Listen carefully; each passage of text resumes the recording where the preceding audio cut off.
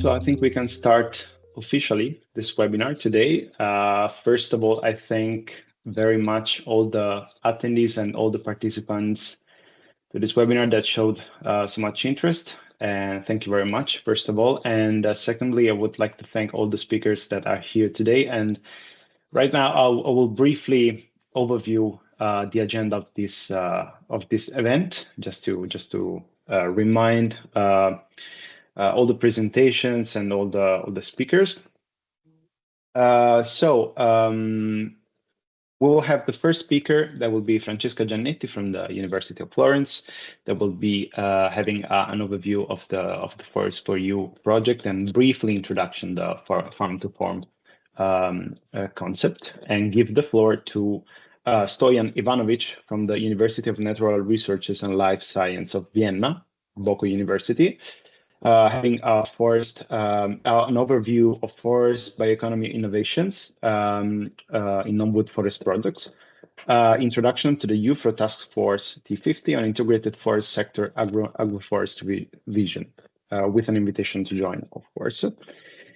And then we're gonna continue with Arianna Gioni, that is a forestry and conservation officer at PEFC International, highlighting the PFC's main commitment and certification schemes in ensuring sustainable management of forest projects, connecting forests to the fork.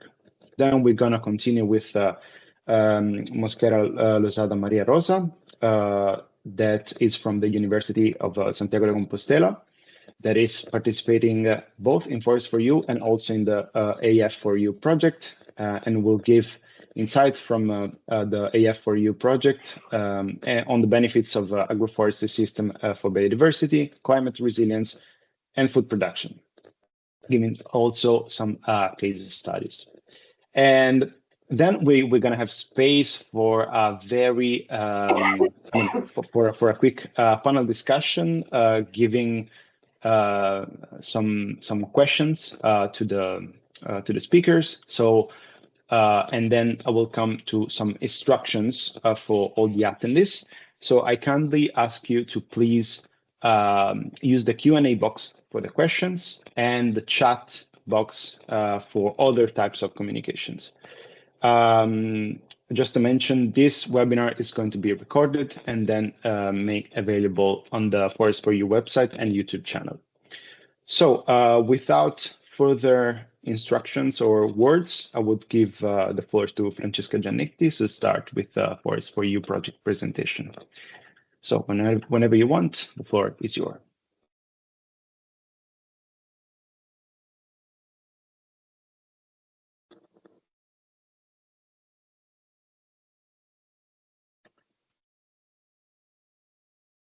Okay, I can see in the presentation mode.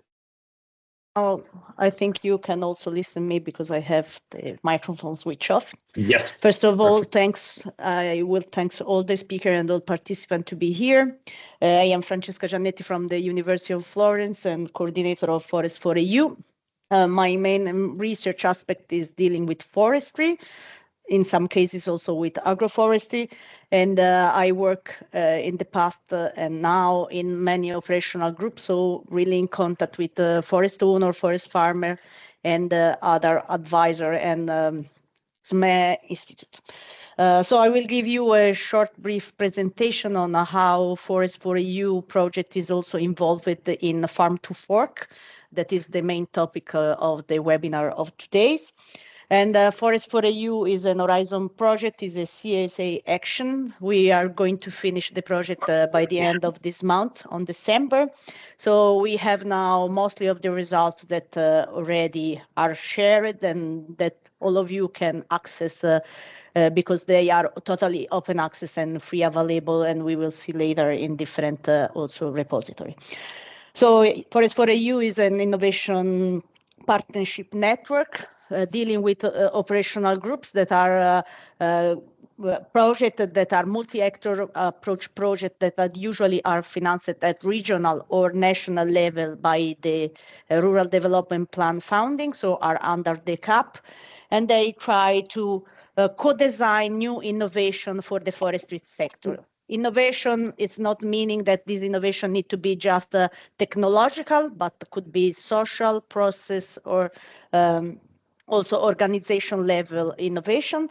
And so through the Forest for EU project, we analyze different aspects of operational groups, how they can support innovation in forestry and agroforestry sector, and how they build the partnership, who are the main actors involved that could simulate innovation, but also we extract from them the real innovation that they produce during their long life.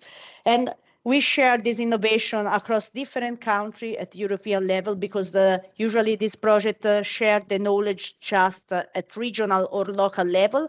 And so the innovation cannot cross the border between country or even between region of the same country.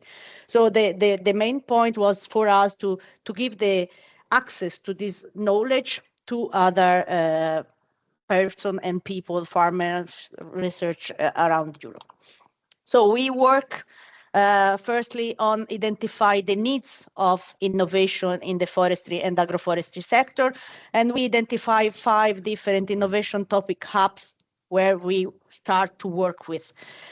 So we identified wood mobilizations as first up, then hub 2 that was forest adaptation to climate change, the hub 3 that was of improving sustainable forest management approach and ecosystem services, the ET hub 4 non-wood forest product, and the ET hub 5 agroforestry. These innovation topic hub were selected based on past workshop and seminar done at European level, where practitioners say we need more innovation or we need support for this hub.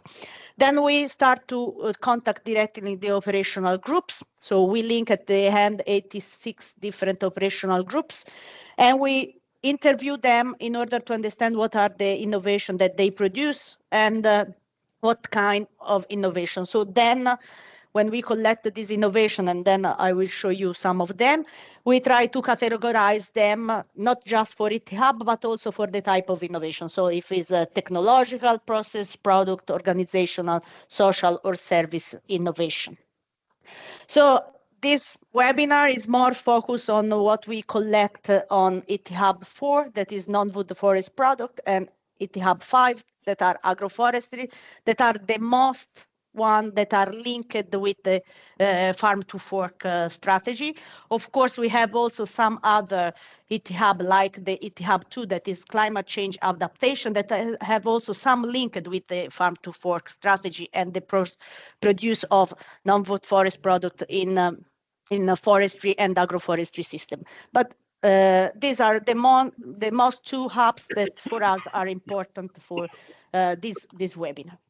So at the end, in these 2 hubs, we identify for non-wood forest product 24 operational groups that work around Europe to try to improve the production or to try to improve some problem linked to the non-wood forest product. In this hub, there is also resin that is not really linked to farm to fork, but there are other products that we will see later. And then we have the agroforestry operational group where we link 33 different 18 different operational group, and from which we extract, of course, other 33 innovation. So these innovations are different. In ET Hub 5, we see that the technological one and the process one are the most important. But we have also services innovation and also organizational innovation. So it means that this is more linked with the value chain, the chain that we need to construct for giving for this product that coming from the forestry and agroforestry other way to organize the value chain around it. So then we saw that the main facilitator of the innovation, so the main actor that are important for simulate innovation in all the hubs, but especially in hub 4 and 5 are the forest owner, forest farmer. So they are the main primary drivers of innovation. Linked, of course, with key partners that are researchers that need to work with them to solve a real problem. So it's not a top-down approach from research, but it's a bottom-up approach. So research needs to be in contact with forest owner and try to solve their real problem and not. Otherwise, we know from operational group that the other approach doesn't work because the innovation are not really applied for the forest farmer or even through the value change that we need to construct. So also association and government agency are really important. Also the advisor that can provide information, but they are not the primary drivers of the innovation. And of course, the government role is somehow something that could be important and not important. It's depending from the people that respond to the questionnaire, but could give an improvement on this innovation. And of course, the other important part that we understand is the cooperation among actors is really important, and also the communication. So for operational groups, it's really important to talk each other with different actors of the value chains or the forestry and agroforestry sector. But it's important also because in this way, with this funding, we can transfer something that usually is developed under research, but can be really transferred in the real world of forestry and agroforestry. And of course, it's important to have a technological improvement, so digitalization of the forest and agroforestry sector, but of course also improving the decision make around the forest. Then if we look directly to the OGs in forestry and agroforestry that contribute to Forest for EU database and Forest for EU results, we have identified several operational groups that contribute to announcing non-wood forest products. So it's something that it's important for the forestry sector and agroforestry sector. And these operational groups are linked mainly with chestnut, truffle, elderflower, and berry, strawberry, and so on, but also the additionality that we can have, for example, with livestock under forestry and agroforestry system, fruit production in a mixed cropping and orchard. So these are the main point that we identify in operational groups linked with the forest for EU. So if we look to the result, we say that at the moment, the most important part is to develop. We have forest product, but we need to have support on develop a supply chain around these non-wood forest products. So this is really important for the sector. It's something that also need to be evaluated at policy level. And also we need to improve the market consumption. That is something that is we find also in the forest strategy, and of course to have improvement of the bioeconomy structure. So also the circular bioeconomy on the non-wood forest product. For the agroforestry system, something that we found more or less the same. So we need to improve the supply chain. We need to improve also the marketing of these products that coming from agroforestry system that are more sustainable than the one in traditional crop land. But we need also to restart mostly of this project work for soil management and improvement of soil management. It is another important aspect linked with another strategy that we have at European level, that is the EU soil strategies.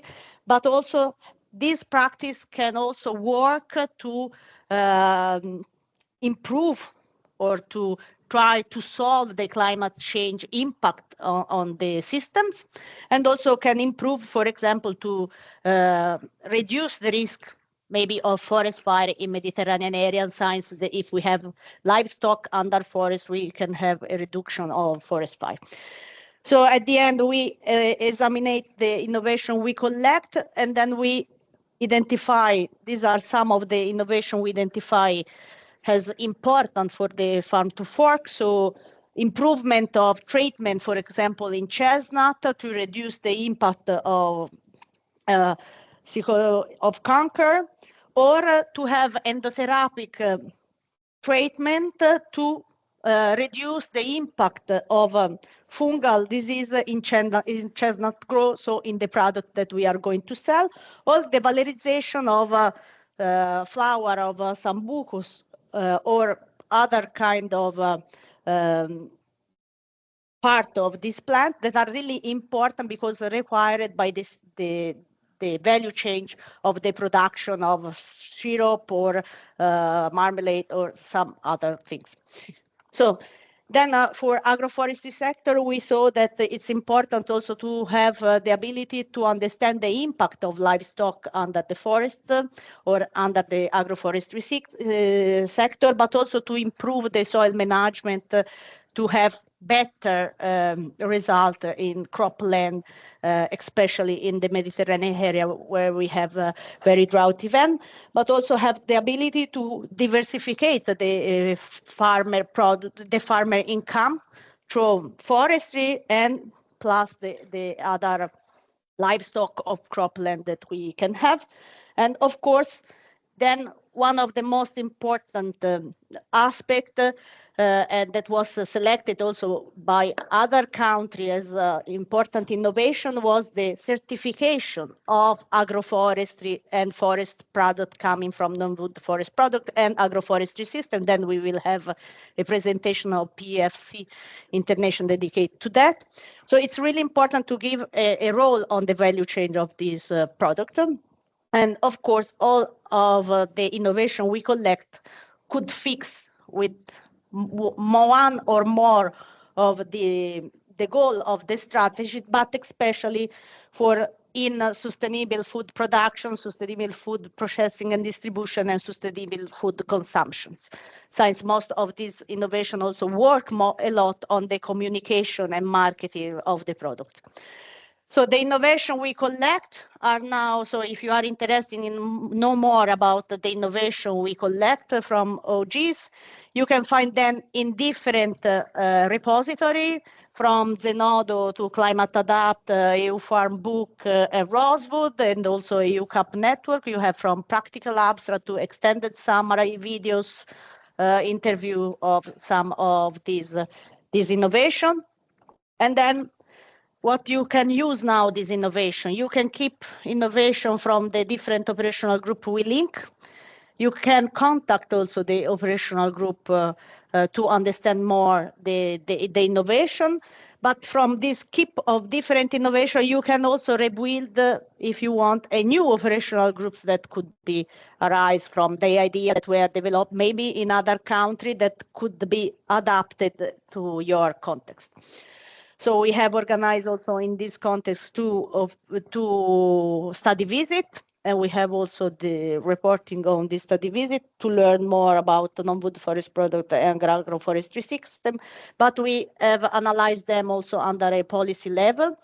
So, and we create also two policy briefs, one dedicated to the HIT Hub 4 and one dedicated to the HIT Hub 5.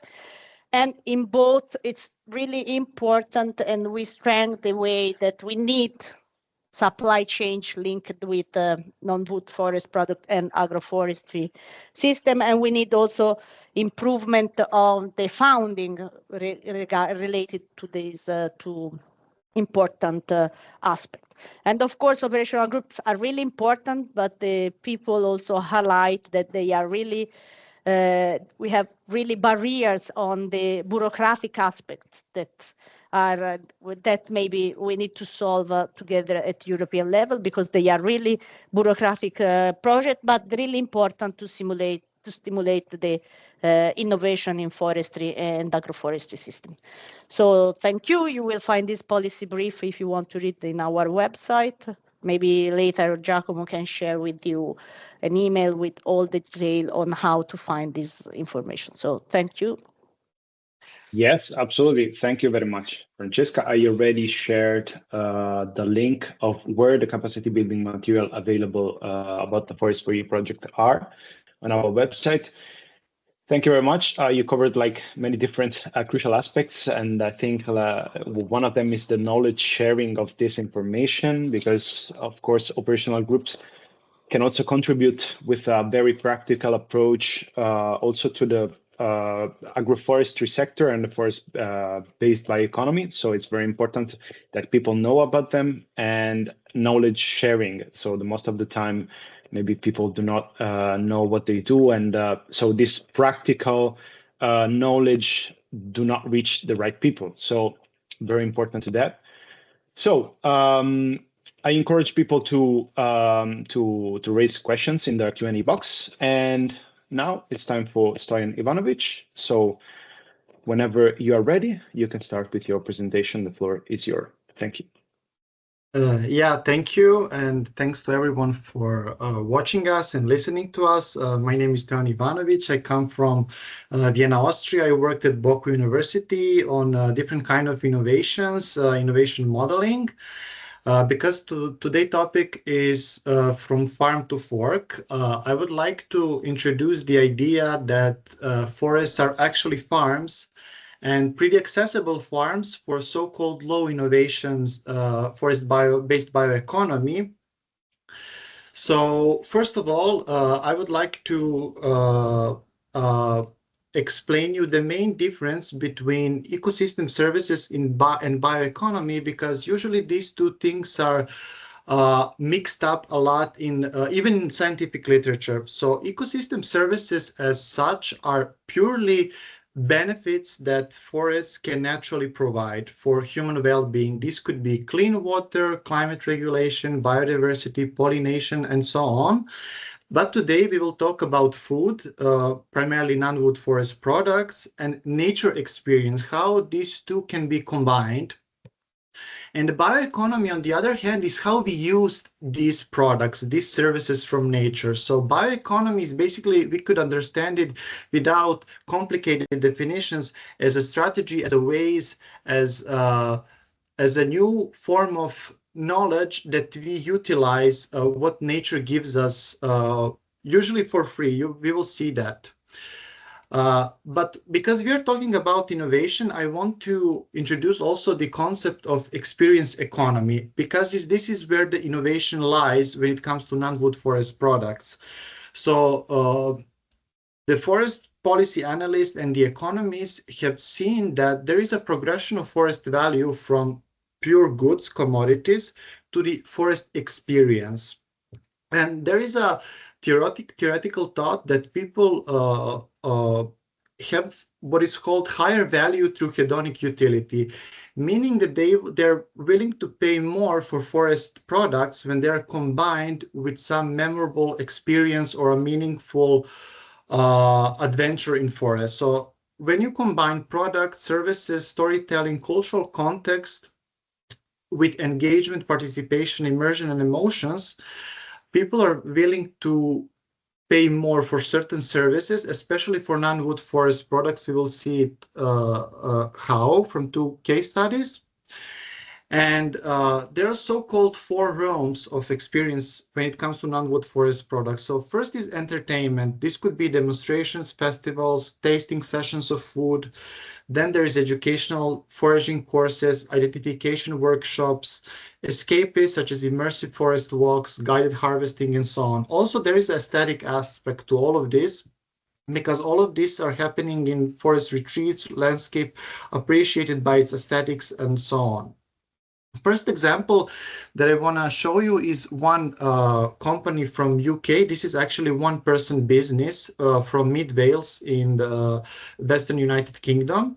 So the business model of this company combines the manufacture and sale of food products that are widely picked in local woodlands.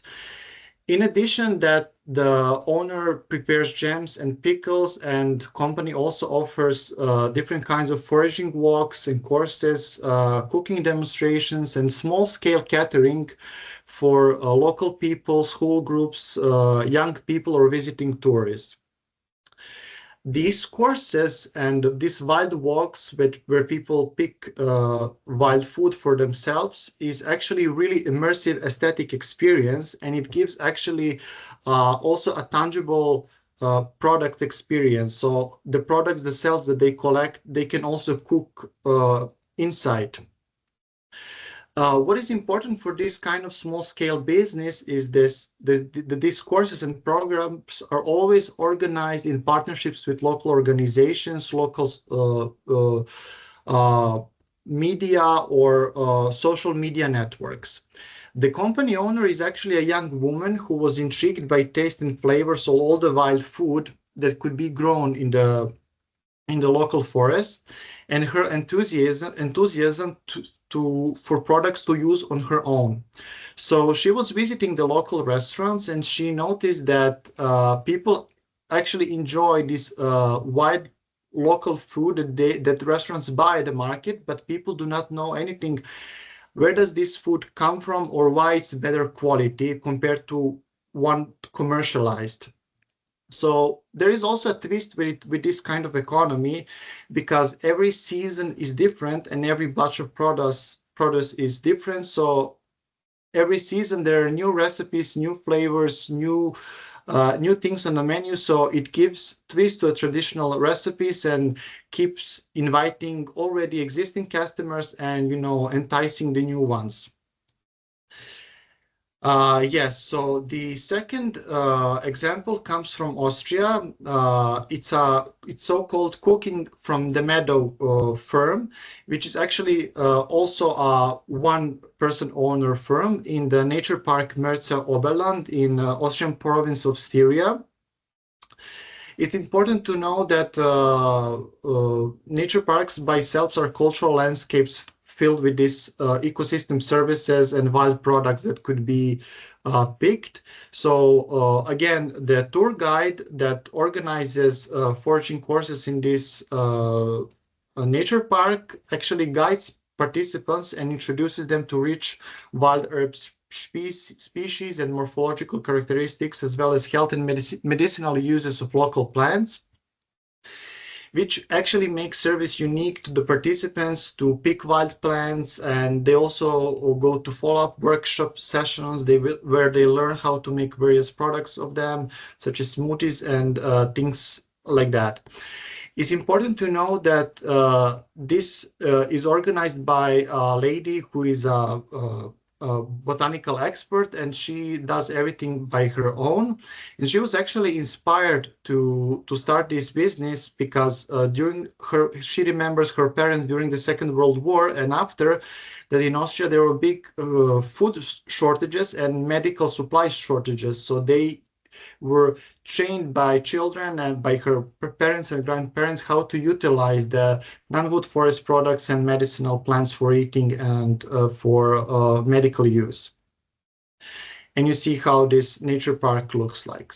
So why is this important from the experience economy perspective? So there is this one axis called absorption, immersion, and passive and active participation. So basically these two axes are cornerstone of success when it comes to these small businesses that provide this entertainment, aesthetic, escapist, and educational opportunity related to the non-wood forest products.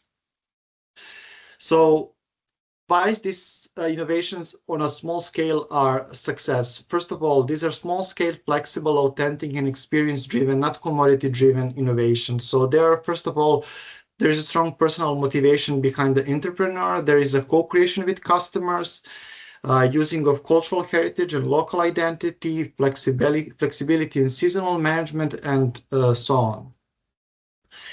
And also, I would like to present you shortly the Task Force 50 from the International Union of Forest Research Organization, UFRO. So we have a newly built task force building on integrated vision of forest-based sector within a bioeconomy. And we actually here try to gather much whole knowledge from whole countries in the world as much as possible, and try to synthesize knowledge on the forest-based sector and bioeconomy.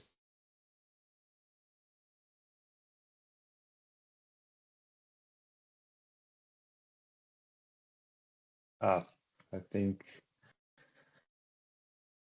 yeah, we have some technical issues. The presentation.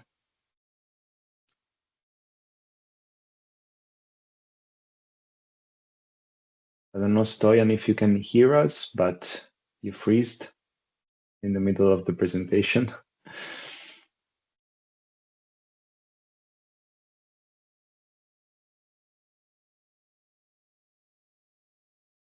we need to understand we can solve this problem on maybe Yeah, we yeah. can Or move maybe to we another can move to the next. presentation, then Yeah, yeah. we can wait other 2 minutes and Yeah, just I ask to the audience to have a little bit of patience, just 2 minutes to wait, and then yeah, if just the to problem let you is know, me and Giacomo, we have shared the capacity building material. So if you want to learn more about the innovation that the OGs produce, you will find all the capacity building material in English version plus additional language where were selected because people we involved in the selection of innovation, they say that for this country, the innovation is important. And I also share with you the link regarding the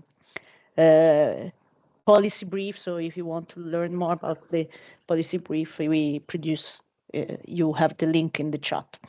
So now maybe, yes, Stoyan is come back. So back. we lost you in the UFRO. Yeah, sorry. Yeah. I was ejected from the meeting. Automatically says there is some, that it was a lot of participants and that memory of PC was, so sorry. Okay. So from the can first logos of UFRO, you can restart from that. Yeah, can you see the presentation? Yeah, not in presentation mode. Yes, but now, yes. Thanks. Yeah, so sorry for this. Yeah, so the UFRO, so basically UFRO is the International Union of Forest Research Organization. So we have more than 650 member organizations in more than 120 countries. And currently we have a task force called Building on Integrated Vision of Forest-Based Sector within a Bioeconomy. And we try to gather as much knowledge as possible on forest-based bioeconomy, including agroforestry. And we actually have a main task of synthesizing knowledge on forest-based sector and bioeconomy, compiling area-specific assessments, sharing knowledge and networking, also analyzing bioeconomy strategies and policies. This task force is coordinated by Boku University and Center for Bioeconomy in Austria, and also we have deputy coordinators from New Zealand, Finland, Czech Republic, and Germany. So we collectively have expertise on forestry, agroforestry, innovation, economics, and we invite also other experts to join. So currently there are 74 experts in our task force from around 20 countries. And you can join us. You can follow us on LinkedIn, or you can scan this QR code, which should lead you to our website. If you want to know more about this task force, you can contact Ivana Živojinović. She's a senior researcher here at Boku. So ivana.živojinović at boku@ac.at. Yeah, so thank you and sorry for a little disruption. Thank you, Stoyan. No problem. Thank you. Thank you for the presenting the task force, and it's very important because it integrates many aspects of the forestry sector. Working like at the same time, and also for the case studies you presented at the beginning, that in my opinion are very much enhancing the social importance on getting in touch with people to let them know about the food value chain, and this is, I think, one of the main points to let the people know about this kind of topics. So I see one question, Stoyan. If you want, you can address it now, or you can answer it also separately by writing down on the in the chat box. In any case, we okay, I will write it down because we have a time schedule. Yeah. Perfect. Yeah, absolutely. We are perfectly in time, and I thank you all for this. And so, without no further words, I will give the floor to Arianna Gioni from PAFC International. So, whenever you're ready, you can make your presentation in full presentation mode.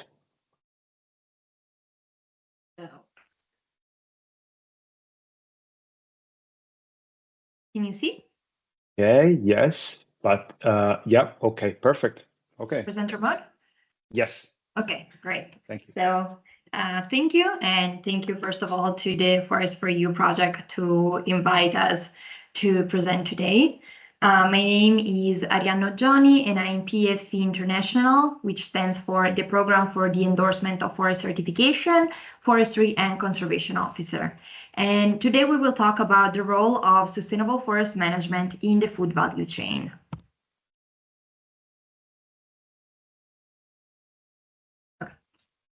So European and global policies is moving towards a fundamental shift where sustainability is no longer an option or a nice to have, but is becoming a necessity. And when we are talking about the future of sustainable food and agricultural production in the European Union, the focus extends across the entire value chain, so production, processing, distribution, consumption, and in the end, the prevention of food loss and food waste. And when we're talking about sustainability, it's not just about reducing environmental impacts, even if it is a core part of it, but also about building a food system that is resilient, future-proof, that is economically viable, competitive, attractive for farmers and rural communities, and able to provide all consumers with healthy, affordable, high quality, and sustainable produced food. So where does certification fit into all of this? Certification is a voluntary process that goes beyond legal compliance, in which the quality of management and production is assessed by a third party against a set of requirements. And certification allows for the operator to demonstrate sustainable practices, to gain a wider market access, to get price premium for its product, and allows consumers to make informed choices. So in the end, operators benefit from a greater transparency, traceability, and trust, and consumer gain the ability to choose products that are aligned with their values. So which type of certification systems are we? So PFC, as I said, stands for the Program of Endorsement of Forest Certification and is the world leading forest certification scheme with almost 300 million hectares certified, which is equivalent to almost 71% of the global certified forest. And we are a global, non-profit, non-governmental organization, which is dedicated to forest and the values that they bring to our planet and the people. It was founded in 1999 in Europe by smallholders and family forest owners, and since then it has grown into an alliance of national forest certification systems. PFC fundamental belief is that forest certification needs to be local, which is why we work with national organizations. So PFC is an umbrella organization which endorses regional and national forest certification systems that have been developed through multi-stakeholder processes and are tailored to priorities and local conditions. But while these systems are developed locally, they need to be recognized internationally, which is why they go through an assessment against PFC sustainability benchmark standards before they can achieve endorsement. But when we say that our food comes from a sustainably managed forest, what does that actually mean? So sustainable forest management is not just about maintaining tree cover, it's about the three main pillars of sustainability. So the environmental, social, and economic aspects, which translate to sustainable harvesting rates, respecting indigenous people rights, protecting biodiversity, enhancing or maintaining ecosystem services, allowing for gender equality and fair labor condition, having a forest that is economically viable, that is healthy, where no deforestation takes place, and ensuring that the forest and everything it brings now across these three pillars will be there also for future generations. So certification translates this principle into measurable and auditable criteria, turning this commitment into verifiable actions. So where's the connection with the forest and the food that is on our table? So as we've seen, forests do not only produce timber, they produce an array of other products, which are called non-wood forest products, such as berries, chestnut, mushroom, honey, and all the food that is also derived from these products, such as jam, preserves, jamon iberico, or here we see a beer that was made from pine needles. So certification allows to demonstrate that these products were sourced from sustainably managed forests, and these can add value to the product itself. But non-wood forest products are not just a source of food. that can also be an important catalyst of social and economical development in rural areas.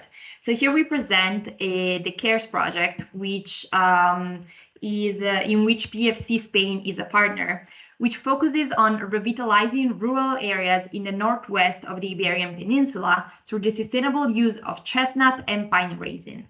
So by combining complementary forest uses over time, the project aims to create stable, high-quality jobs which are linked to the primary sector that make rural livelihood more attractive and resilient. So this approach responds to challenges in the area such as rural abandonment, high fire risk, and the limited profitability of pine forests. So by integrating non-timber resources like chestnut and raisin into these management models, this increases multifunctionality of the forest, it supports active silviculture, which in turn also reduces fire risk and generates new economic opportunities, which also aligns with the European vision of making these rural and agricultural jobs more innovative and more appealing for present and future generations. But food systems do not function in isolation. Is not just about the food. Packaging is also a major part of the environmental footprint, which is also directly recognized by the Farm to Fork strategy. Retailers and food brands increasingly need packaging that is traceable, recyclable, or responsibly sourced, which is where certification can step in. So it ensures, in the case of PSC, that forest and tree-based materials used, such as paper or cardboard, come from sustainably managed forests, therefore adding credibility to sustainability claims made by producers and retailers, and allowing consumers to choose this product by looking for the PFC label. So how does all this certification actually work in practice, especially considering that in our globalized world, supply chains are getting more and more complex, and a product travels many different hands before finishing in the end of the consumers. So how do we ensure that the timber and the honey that is sourced from the forest is the one that is actually in the box? So this is where the chain of custody certification comes in. So the objective is to allow organizations to provide accurate and verifiable information that the forest and tree-based products are sourced from PFC certified sustainable managed forest, recycled material, or PFC controlled sources. So everyone in the supply chain has a chain of custody certificate so that the product can be traced from harvesting through processing till the end product.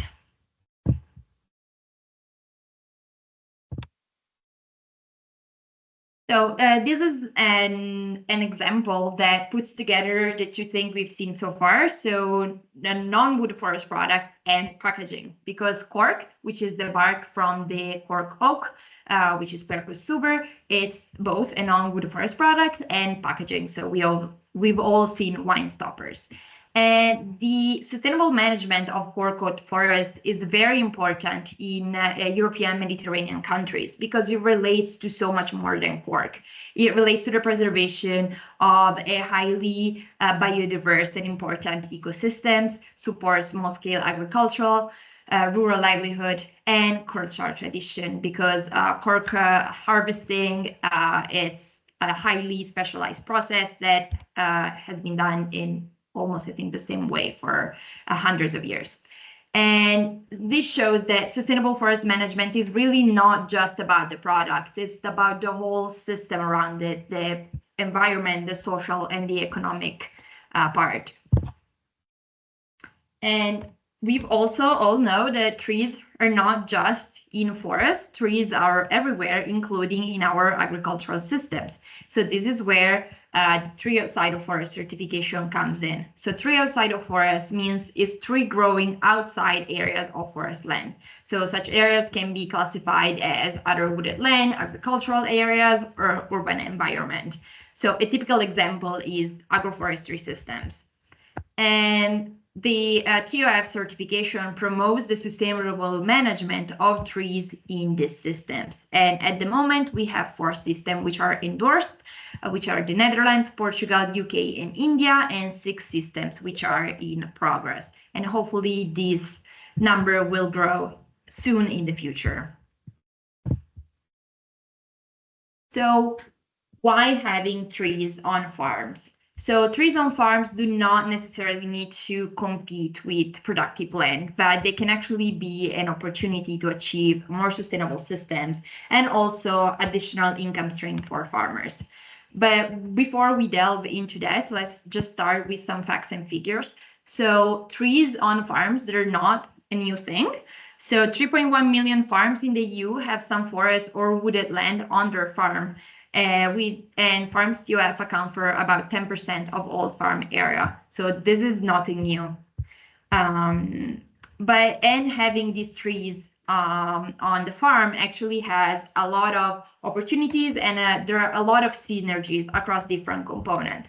So this can bring additional value. So as we've seen, trees offer a variety of products, can be berry, nuts, fodder, bark, timber itself, which can mean additional income streams for farmer and more financial stability. Trees in agricultural land are also better for the land itself.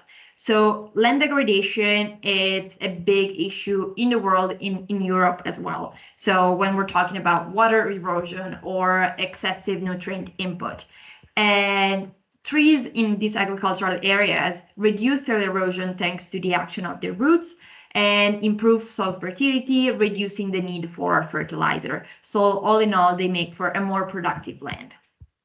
Furthermore, trees are good at capturing and sequestering carbon, so they can be also used to access carbon credits.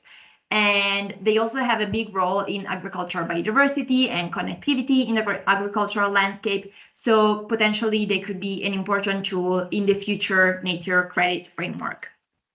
And finally, eco schemes, which is one of the elements of the European Union Common Agricultural Policy, support farmers in adopting practices that minimize the negative impact on agriculture. And such an example is agroforestry systems. So again, where does certification come in all of this? So certification can support farmers in how to manage these trees sustainably so that these practices can get recognized and valued in the market. Furthermore, certification can help access some of these incentives. So for example, PFC certification facilitates access to carbon markets due to the enhanced credibility and appeal for credits that are implemented in PFC certified areas, because these credits are often seen in higher demand, and in some cases they can have higher prices due to their perceived quality and added co-benefits. So as we've seen, it's not just about one aspect, it's not just about carbon, but it's also about biodiversity, social aspects, etc. So just to close, certification is an important governance tool that can bring us closer to achieve a sustainable system in 2040. So thank you again for the Forest for You project for inviting us. And if you have any additional question, either type them in the chat box or send me an email. Great, thank you very much, Arianna. Super clear, and thank you for the overview of regarding the certification scheme that PFC is bringing on. And so we have just a few questions for the moment, but we're going to have the last presentation and then we can address them later. So we have an entire, let's say, slot dedicated to the Q&A session. So I would ask right now to Maria Rosa from the University of Santiago de Compostela. You can switch on your mic and present whenever you are ready.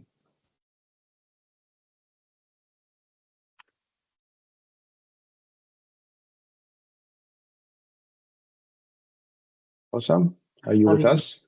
Yes, Yes. yes, Okay. with you, but Perfect. I guess the mic was switched off. So yeah, okay. I will play my screen. First of all, I would like to thank a lot to the project coordinator of Forest for You for inviting me to make this presentation, to Francesca, and also to you, Giacomo, for the excellent moderation that you are doing. I guess you are now seeing my screen. Not yet. Yes, now it's working. I- Okay, I don't presentation know, mode on. my camera doesn't work, but anyway, I will be speaking about the project that also ends at the same time. The acronym is Agroforestry for You, but it was not a copy of the acronym from one to another because we went in the same call, two different calls. So it's like it's a nice coincidence. So I will be speaking about integrating agroforestry for resilient food systems, basically explaining what are the main outcomes of the project Agroforestry for You. I will explain that as usually with the European Union needs for this work, agroforestry challenges, what is the project, and what are the innovations that we have been that we developed. Okay, what are the needs for the regard to agroforestry? Well, when we need to know that, we need to go to the main type of the main objectives of the CAP that can be split in productive, environmental, and social. So deep we are speaking about sustainability. How is it possible? It's because it's based on different type of European Union strategies like the climate change, biodiversity strategy, or the forest strategy that are more linked to environmental issues, or the productive that are more linked to fund to force, circular economy, and bioeconomy. And of course, the ones that are associated with social are linked to the European Union strategy for rural revival. Well, and where does this come from? I was really in a project that was before, it was our college for you. We can see that in black, we can make a kind of match of the different FAO agroecological elements with the of the CAP.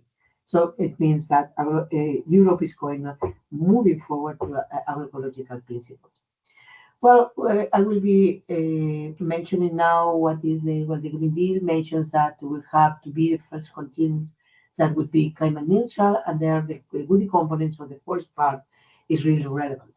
And this is part also of agroecology defined as a type of management system that integrates the temporary and the spatial use of biodiversity. In this case, the spatial use of biodiversity is based on the use of a woody perennial that can be a shrub or that can be a tree, can also be a fruit tree anyway, and not to be forestry, mixed with a crop or any other a product that is mentioned in the annex one of the CAP directive that can be defined as timber products. And if it is not a crop and it's a if as pasture we have livestock, people should be in the meeting. Why agroforestry is so important to fulfill all the requirements of the Commission? Because it's one of the best tools and cheaper tools to eco-intensificate, meaning eco-intensification on the above ground and below ground and so on. Here you can see one of the most relevant systems of agroforestry systems in Europe, which is the HESA. Below you can see that there are green below the tree and far away on the tree is not green. It means that there are some kind of adaptation to climate change. This is of high quality. The green one, the more brownish is not so quality. So it allows to extend the grazing system. But just imagine we don't have the trees. What we miss there are the leaves. If we miss the leaves, it means that we miss the photosynthetic capacity of these leaves, so the capacity of using the light from the sun. And here you can see it more clearly. This is the percentage of the soil associated with the co-intensification I mentioned before, associated with the better use of the resource. And here in the first figure, you have agriculture. This is the percentage in red of light that is used by the crop, is 25%. Forestry is between null and when you have the plowing and you make the plantation, and 50% because we have more leaves per unit of land, the vertical distribution of the leaves in the tree. And with mixed agroforestry, you have used both of them. So you're using better the results of light, which is essential to produce biomass, which is essential to produce products from these biomass. Also below ground level, you can see that there is a very important aspect associated with the production of roots. And here I will not make a lot of explanation, but here is a study where we see that below the tree we have 50 tons per hectare of carbon storage, and far away from the trunk of the tree, meaning 15 meters, 26%, so almost half. So agroforestry is an excellent tool for many things, and in a very short summary, but most of it, and link it with the second talk today, is an excellent tool to increase the EU ecosystem services delivery from the land. But there are problems because there are no a clear definition across countries. So the policymaker says, what should we promote? How can it be monitored? So there is a lack of analysis of the impact of these agroforestry systems and a lack of analysis of ecosystem services that they deliver. So there's a lack of knowledge from the policymakers about the improvement and what is the translation of the investments they do. There's also a lost current lack of knowledge that's been highlighted for more than 2,000 stakeholders in the Asker Green Agroforestry for You project. So how to foster agroforestry advisory soft skills were one of the things. And also the adequate development of business models and involvement needs policy support. So very briefly, agroforestry was a project which main objective was to promote the European agroforestry through the development of a multi-actor, interactive and innovation-driven expanding agroforestry network. It came from a previous network, which is AFINET, that was mainly related with agroecosystem services, and we in agroforestry were more centered on the value chain and advisory aspects. To share successful practice experience, also research knowledge, it's a thematic network that's happened with the Forest for You. And the idea was the main objective was to produce, or the main outcomes to produce, develop implementation of new cost-effective practices, business models, and agroforestry extension services. So taking that into account, this framework, what we produce, I will explain very briefly, but you have all information available in your in internet.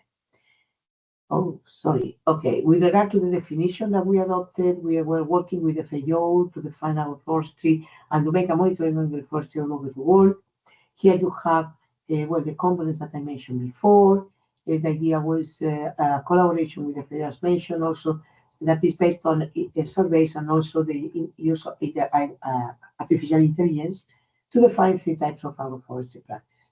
Silvopasture, meaning trees or shrubs or woody perennials with animals. Agri-silviculture, when we mix this woody component with agricultural crops, and agro-silvopasture when you mix all of them. For example, in Spain, we have trees with areas where that we produce cereals, which residues are the leftovers are afterwards grazed by animals. So the definition adopted was the FAO definition, which is the proposal one for the policymakers, which is a collective name term for land management systems where woody perennials, trees, and shrubs are deliberately integrated with agricultural crops and or animals in some form of spatial arrangement or temporal sequence. In agroforestry system, there are also ecological and socioeconomic interactions among different components. Here you have examples of pasture that can be used in agricultural lands and forest lands. You can see sheaves in both of them. So the agroforestry is defined as a type of land management, not a type of land use, that can be used in different type of land uses, okay? From urban areas, agricultural areas, and forest lands. Also, we think about agriculture. You have here urban areas, forest lands, and agricultural lands. Here you have an inventory that we did about agroforestry, taking into account these definitions, because for policymakers it's very important to know what is the baseline of what do they have and what they should reach.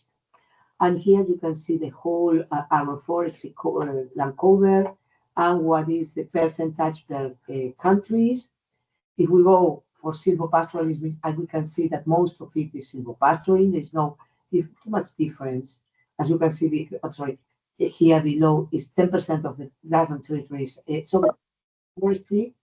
Here you can see the agro-silviculture and agro-silviculture that only represent the 0.01% of arable territory. With regard to the advisory knowledge, the innovations developed by the project was a sector-based training module where we show farmers with 5 different modules what are the skills, so to advisors, what are they to improve their skills of, based on the sector-based training module, we asked the farmers what are the ideal advisor, and what are the skills, the soft skills that they would have, and we produce the skills and demanded by the farmers to enhance and promote excellent advisory agroforestry systems. Then we have developed this main material. You have them online. You can use them without any cost, extra cost for you.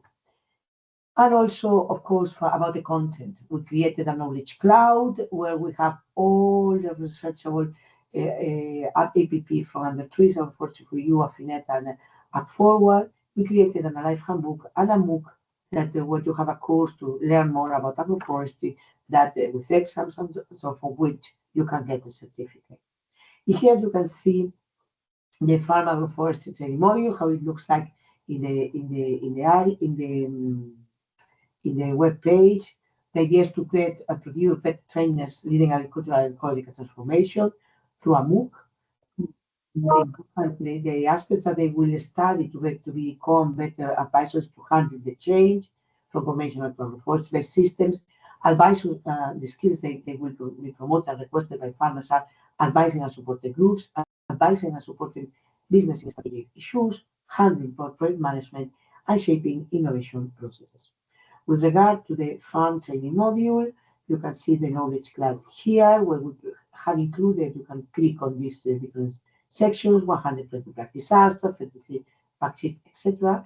The live handbook, that is a growing handbook that is available online. You can check in any of these chapters and you get all this information, and the MOOC to learn about agroforestry. Here you have the aspect of the Zenodo, a more concrete aspect of the handbook, and the training. Here, and then just to end, we also designed a decision support tool to explore value chain and business models promotion for different countries and so. So the idea was to, with the farmers, we worked to define the current value chains. So this is an example of a non-wood product, the first product, sorry, and it's about Holy Farm. And you can see when this was created and validated by 2,000 stakeholders, as I mentioned, and you can see flags. It means that this step of the value chain are in those countries. So most inputs that we can see, we are able to analyze the value chain. Most inputs were external to the farm. There is homogeneity in most of the identified products produced, but there are some identified products that, for example, we have rental that is only used in 2 countries, and ecosystem services are also recognized as part of the outcomes of the value chains. With the decision support tool that we produced is based on the delivery for 33 ideotypes farms across all Europe. The strategic business plan, so the farmer has to introduce some data, and they obtain their production plan, the recommendations for their production, marketing, organization, financial and strategic plan based on a canvas model that, as you know, is based on the value proposition with the and channels with the customers and channels, also the activities that has to enhance and get more benefits from the value propositions and the cost structure revenue streams. But you, besides explaining a farmer what to do in their own farm, it's also important to deliver aspects that are associated with long-term plan, which we define as business model strategic plan. For this, we produced this another canvas model, but more based on long-term production, where we can, if we tick on in any of these, a questionnaire appears for the farmer, so the farmer is able to change the questions of the model based on the models, on the 33 models, the business models developed, and he obtained for each of the sections of, in this case, value proposition or key partnership, value proposition or key partnerships, recommendation, but also the position based on the response they gave. An integrated index is produced, and they will be defined if it is in this, for example, in value proposition, they is okay, but in the case of key partnership, they should do some kind of defensive strategies that are defined clearly in the and are produced clearly from the decision support tool. So this a similar A similar thing you can see for the key activities. In this case, we are in the survival strategies or customer relationship, where we are, in this case, in the orientation strategies. Well, of course, I have no time to make this. You have to go inside and play a bit with it. I hope you do so. And because I don't have time, but as main conclusions, a sustainable ecosystem should be linked to agroecology and agroforestry practices. Standardized monitoring systems are needed to analyze the agroforestry system policy support success and the agroforestry ecosystem services delivery impact. Enhancing advisory is key to foster agroforestry in Europe. Developing adequate advisory systems have been produced as a result of EU farmers' ways. Developing adequate value chains, business environment and business models are key to include agroforestry practice as part of the transitional systems. This support should be linked to adequate agroforestry definition and support. It's important to say that the decision support tool based on business models takes into account the sustainability criteria of social, environmental, and economic aspect. And what the model does is to optimize these three types of sustainability pillars. So you get an answer that is an optimization based on a complex model that is behind and you cannot see, and based on the answers that you have that you gave. So fostering agroforestry is a way to increase agricultural system sustainability in Europe. Here are the two web pages that I think are relevant for agroforestry nowadays: Agroforestry for You and Forestry for You. My email. These are a set of projects that we are working with because we get new projects to enhance this part of the business models and the extension services, which are Green COP and subsoil. And thank you very much for everything. Thank you. All right, thank you, Rosa. Thank you very much. Very rich presentation. This was the last presentation. We have some questions that I will present to the speakers. So if any of you would like to give, let's say, an answer to this, I will start with the first one. I'm sorry for the person who presented the question because I cannot see your name. Anyway, the question is how to avoid or deal with competition for sustainable use of biomass for food feed versus for biomaterials and products and other use. So I don't know if any of you would like to give an answer to this question. Yes. Maybe Rosa? Yeah? Can you hear me? Yeah, sure. Okay. Clear. Well, for me, I mean, developing avoid competition means analysis of the situation and means knowledge, a strong knowledge about the farmer objectives, but also the society objectives, the consumer, and also the adequate support of the business environment produced by the policymakers. So I think the development of business models is essential to, how can I say, to recommend the farmers what to do and how to get the best profitability about what they do. I can put examples that doesn't work. Farmers in Galicia, I mean, we have 70% of our land is forestry. We have a lot of shrublands. So the best way to produce, to have a product from this biomass is to feed goats. But there is no promotion about goat feeding, and the cow cannot eat it. So there are farmers that ideally are working on that, but it's not supported from a business environment point of view, neither for the policymakers. So that makes a problem. It's not a matter of only the farmer. It's a matter of this holistic view, taking into account the farmer, taking into account the business environment, and taking into account the consumer's preference that can be modified through an adequate marketing strategies. So I hope to have answered. Yeah, sure. No, it's very important to, let's say, we have different layers and stratification of these types of information. So it's very important to bridge the gaps in this sense. And maybe Arianna, you wanted to add anything at the beginning? Yeah. I think also, well, thinking about like also competition between land uses, so not just agriculture, but also agriculture and forestry, which I think is also relevant. I think it's important to also start moving away from like separate compartments and start thinking about multifunctional landscapes, which can be also supported, for example, by agroforestry that can create synergies between food, fibers, ecosystem services, etc. So they can reduce these pressures, and also the important role that technologies and innovation have into making this system also more productive, more efficient, so that there's also less need for these competing land uses. Okay, yeah, thank you very much for to Rosa and Arianna for your contribution to this question. So I will read the other one. So the same. So feel free to answer.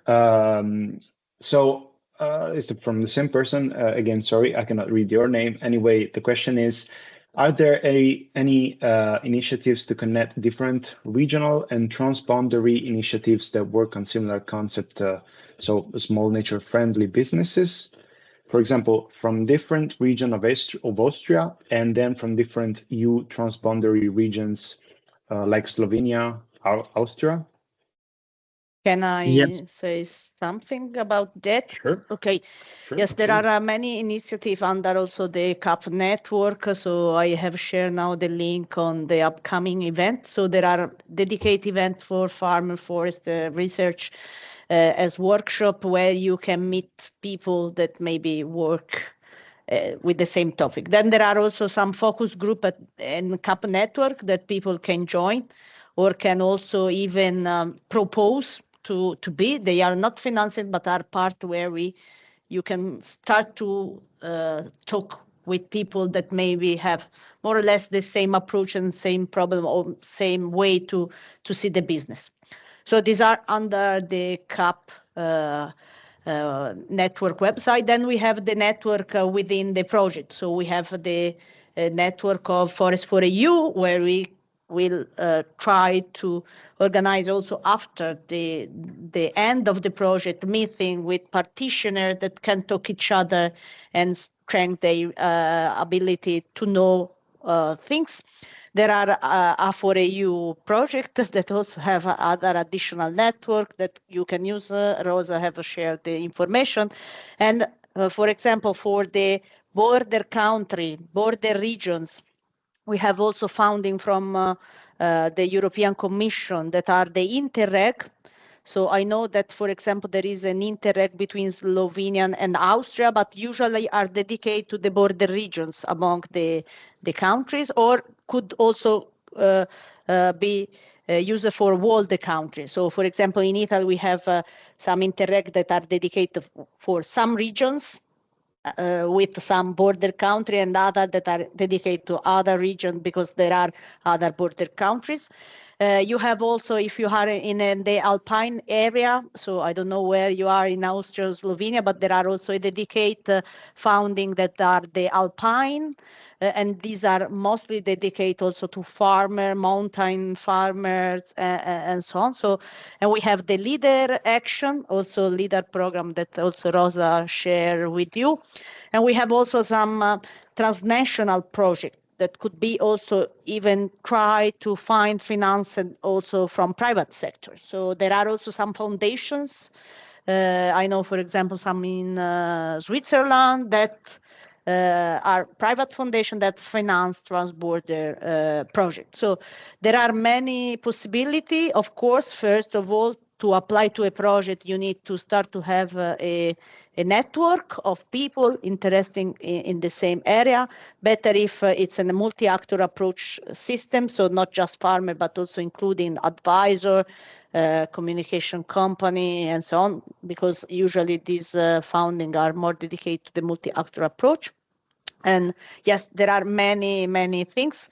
We hope that in the future also transborder operational group will be open. There are a lot of discussion on that at the European level, because we connect operational group from different region or country that maybe try to solve the same problem. So we hope that in the future we have the networking group at Horizon Europe as, for example, Forest for EU and A4EU. But now the Commission maybe will reduce the funding for the thematic network. We will see what's happened in the coming year. But there are many possibilities of financial and also networking with people that are working on the same things you wrote in the question. So yes, between Austria and Slovenia, there is a dedicated direct, for example. Right, thank you very much. So at the beginning, when you started your answer, Francesca, maybe there was, I don't know if Rosa or Stoyan wanted to say something, but maybe I just wanted to also answer, but Francesca was really substantial and really good in giving all the tips. So, but just to answer, like in the Austria, like we have 9 federal states, and every federal state has its own chamber of agriculture and forestry, and these chambers, we call them kind of like clusters, because local SMEs, local entrepreneurs, and the local communities are all embedded in these chambers of agriculture. And basically, these chambers of agriculture are funding and having different kind of projects and networking opportunities for small entrepreneurs and small companies and local communities. So inside Austria, it's heavily government supported and heavily government subsidized, financed between different federal states. When it comes to Slovenia, just as Francesca said, like I would also suggest LEADER program of the European Union financed by the European Investment Bank. And this LEADER program is actually focused on these small SMEs, small and medium enterprises, communities, alpine communities, rural entrepreneurs. And it's currently, it's embedded in the Common Agricultural Policy Strategy. So from 2023 till 2027. And this actually really well works with this transboundary collaboration between Austria and Slovenia, but also between countries of EU and other non-EU countries such as Ukraine and Western Balkan countries. So definitely I would LEADER program recommend for any small initiative or entrepreneurial endeavor in this case. Okay, thank you. Thank you very much for all your contributions. So I don't see any other question. So I think we can now conclude the meeting, the webinar. So first of all, I would like to thank all the attendees for participating this morning. I saw so many of you, and that's great, showing so much interest in the wide range topics that we covered, because we had like many different topics, from certification to case studies, practical case studies from the agroforestry and forest bioeconomy sector. And so I would like to encourage to explore the links that me and the other speakers shared in the chat box to see some more information regarding the project and the programs that we spoke about this morning. My name is Giacomo Mezzetti. I'm from ETA Florence. I'm into the communication of the Forest for You project, and I encourage you to stay tuned because we are also, Francesca, maybe. Yes, before concluding, maybe you have already this in your mind. We will have another additional the webinar. I was about to say the webinar. But please conclude. Yeah, that we are co-organizing with SMART project. That is a practical, very practical webinar. The target is people that work in the forest association, advisor, forest owner, where we will try to give a very practical way on how to write in operational groups, how to build a consortium. So it will be really practical, will be done in the context also of Laurus network of SMART project. I will share with you the link for the registration. We will exit as soon with the agenda. We are now finalize the last speaker, but will be really practical. How to write an objectives of a project, how to understand the KPI. So will be really practical to give you strength on how to build a consortium and operational groups.